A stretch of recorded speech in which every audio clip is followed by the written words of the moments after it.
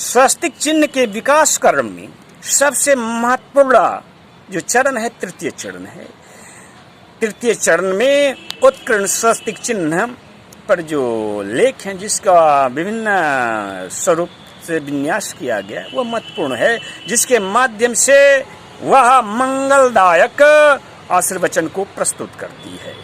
इसी चरण की मुहरों में लोथल 75A, L75A, लोथल के अलावा में मोहनजोदड़ो 1255A, हड़प्पा 122A, फिर मोहनजोदड़ो 1257A प्रमुख मुहरे इस चरण की मुहरों में औ अथवा वा का ही ध्वनिमान प्राप्त होता है, लेकिन उसकी लेखन शैली से आप एक और वाक्यांश आशीर्वचनों को भी प्राप्त कर सकते हो। संबोधन को द्विगुणित और त्रिगुणित उत्कीर्ण करने की परंपरा आरंभ हुई। औ करते ते नाद के स्वरूप को प्रकट करता है, बोल्ड किया गया है वह लेख।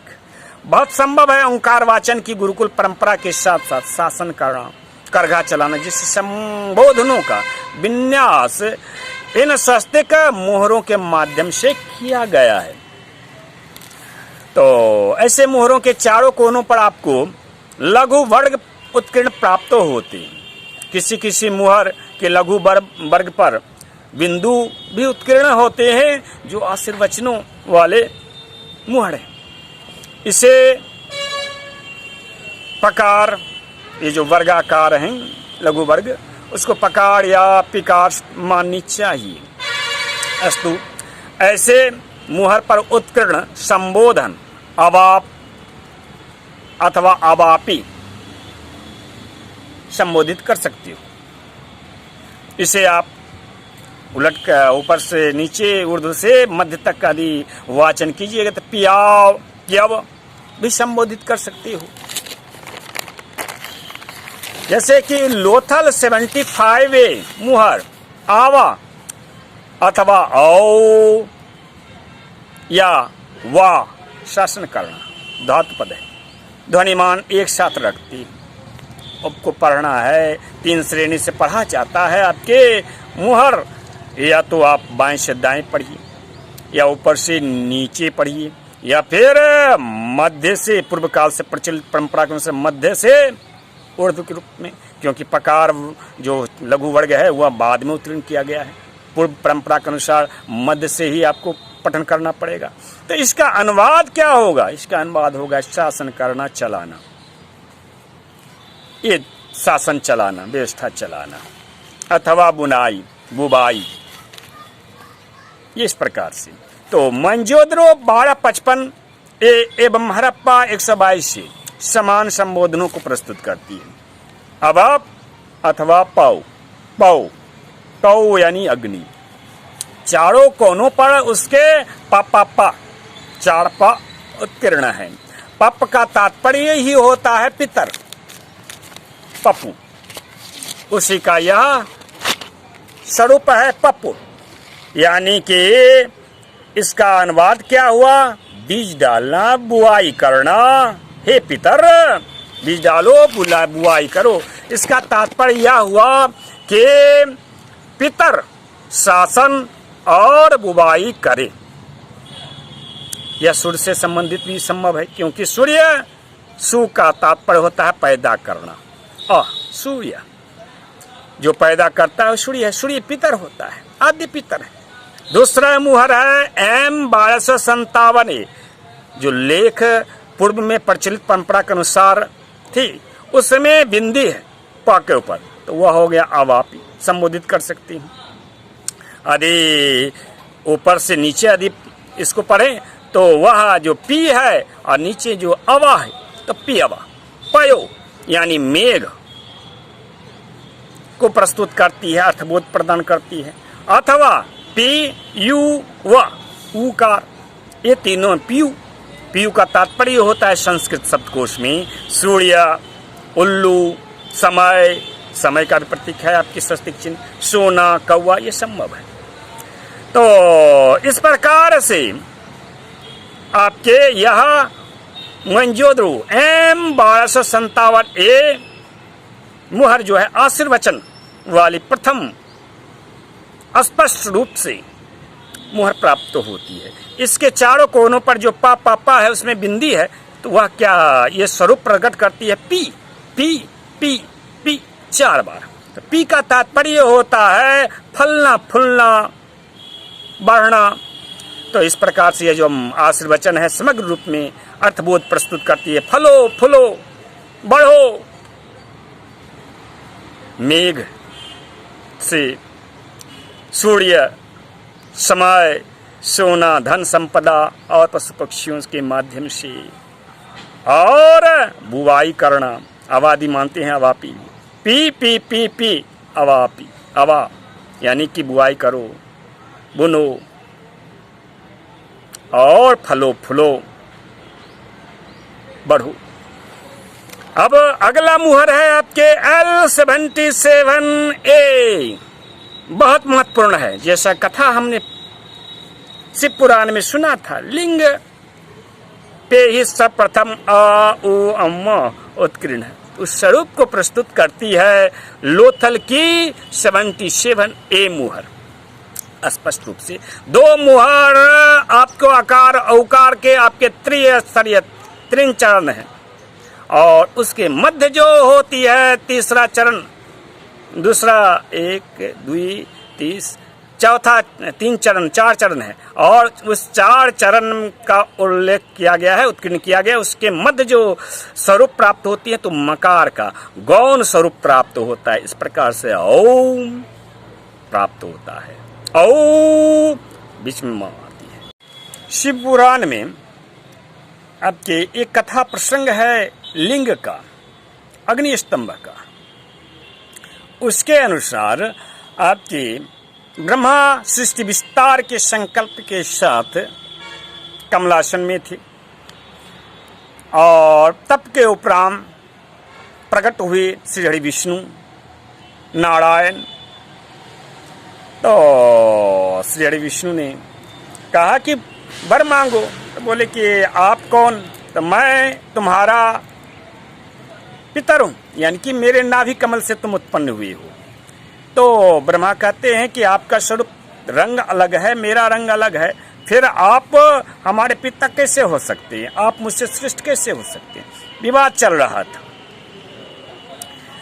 उसी क्षण एक अनंत अग्नि स्तंभ उन दोनों के मध्य प्रकट हुआ। उन्होंने देखा, और साथ ही साथ उससे एक ध्वनिमान आवाज घोषित होती, ओम ओम ओम।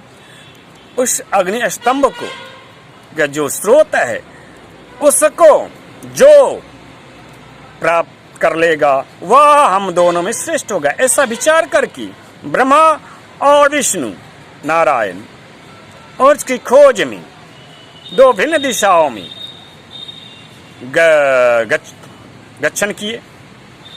ब्रह्मा जो है ऊर्ध्वावस्था की ओर, और अग्नि स्तंभ के अधो मार्ग में आपके वराह स्वरूप प्राप्त करके श्री हरि विष्णु प्रविष्ट होते। लेकिन वह दोनों जो है बहुत प्रयास करने के उपरांत भी अग्नि स्तंभ की और उस ओंकार के मूल स्रोत को प्राप्त नहीं कर पाती। फलतः वह पुनः उसी स्थान पर लौट आते हैं। तब वहां पर एक वृद्ध प्रकट होता है, नारायण आपके भगवान शिव रुद्र स्वरूप बदल करके बतलाते हैं कि यह जो अग्नि स्तंभ जो है वह शिव का स्वरूप है। और तब श्री हरि विष्णु जो हैं और इसके पीछे, उस अग्नि स्तंभ के पीछे दक्षिण से उत्तर दिशा में परिक्रमा करते हुए प्राप्त करते हैं आकार, और दक्षिण दिशा में और उकार को उत्तर दिशा में, और उन दोनों के मध्य में मकार वर्ण को। इस प्रकार से औ अम और मु और कुल मिलाकर के ओम, ये इस प्रकार के स्वरूप को प्राप्त करते हैं। तो इस सत्य को प्रकट करने वाला मुहर आपको प्राप्त होता है सप्तसिंधव सभ्यता क्षेत्र से किस प्रकार से ओंकार नाद को स्वस्तिक चिन्ह के माध्यम से प्रकट किया गया है। यानी कि स्वस्तिक चिन्ह का मूल स्रोत जो है ओंकार नाद ही है, शिवलिंग ही है। इसीलिए उसका प्रयोग आपके मंगल प्रदायक शुभदायक चिन्ह के रूप में वैदिक संस्कृति, वैदिक धर्मावलंबी हिंदू धर्म के जनकर्ती ऐसे स्वस्तिक चिन्ह का उत्करण करवाया गया था, उसका प्रचलन था।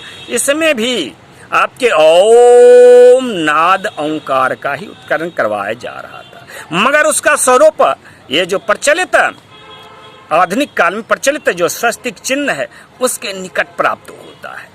और यह मुहर उत्कीर्ण तो विघ्नित चल ओम में किया गया है, मगर इसका वाचन आप ओ अर्थात आवा आवा किया जा रहा होगा, ऐसा प्रतीत होता है।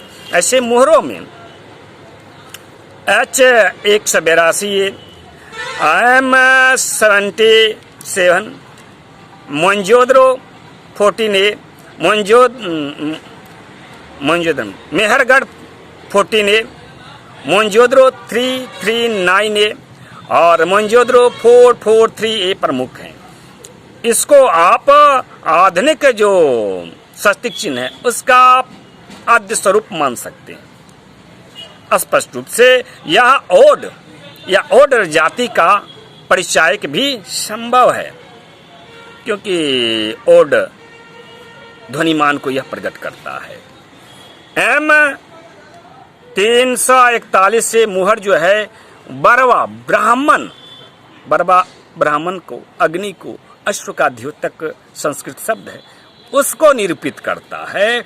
उस रूप में इसको उत्कीर्ण किया गया। आप जानते हैं सूर्य के 7 घोड़े होते हैं, है ना, सूर्य के। तो उन घोड़ों को ब्राह्मण समझ लीजिए, अग्नि समझ लीजिए, सप्तसिंधव भी समझ सकते हैं। आदि चीन में जो सप्तऋषि हैं, सप्तऋषियों को स्वस्तिक चिन्ह के रूप में आपके मान्यता प्राप्त है। तो उस आधार पे आपके सप्तसिंधवों का यह स्वरूप है वडवा। शूद्रों ने इस प्रकार की व्यवस्था को क्यों स्वीकार किया कि स्वस्तिक चिन्ह को ही ओंकार के रूप में मान करके ओंकार वाचन त्याग दिया? उसका कारण यह है कि स्वस्तिक चिन्ह जो थी आपके हड़प्पा 182, मोहनजोदड़ो 77 मुहरी या फिर मेहरगढ़ 14A 14A, इन पर जो उत्कीर्ण स्वस्तिक चिन्ह का स्वरूप है आप देख रहे हो, वह ओड ध्वनिमान को प्रस्तुत कर। ओड मत का तात्पर्य उड़ीसा भी होता है, उड़ीसा का संस्कृत स्वरूप है उड़ीसा शब्द का। ओड शूद्रों का एक जाति का संबोधन है, इसलिए शूद्रत्व की भावना को अंगीकार करते हुए और उसमें ही ओम भी निहित है द्विक्षणा, इस सत्य को मान करके शूद्रों ने स्वस्तिक चिन्ह को ओंकार की जगह अपना लिया। यह शूद्र जो थे कृषि कार्य, व्यवसाय, बुनकर कार्यों से जुड़े हुए थे, वे धर्म कार्य, संस्कृति प्रचार के कार्य नहीं करते थे। द्वितीय, ओंकार का जो स्वरूप है, ललाट तिलक है, वह ऊर्ध्वपुंड के रूप में कुलीन नागरिक का परिचायक बन गया। गुरुकुल व्यवस्था थी, उसमें आपके जो 25 वर्ष तक जीवन यापन करके ब्रह्मचर्य आश्रम में रह करके शिक्षा अर्जन करते थे, ओंकार वाचन करते थे, वह आपके ऊर्ध्वपुंड धारण करते थे, ओंकार का वाचन करते थे और ओंकार चिन्ह को धारण करते थे। तो इस प्रकार से किसी प्रकार की दबाव नहीं थी, किसी प्रकार की बाध्यता नहीं थी। वैदिक समाज में वैदिक समाज को श्रेणीबद्ध किया गया था, इसीलिए इस तरह के आपको परंपरा प्रचलित हुई और जो आपके किसी दबाव के बिना स्वेच्छा से सभी जातियों ने स्वीकार किया था।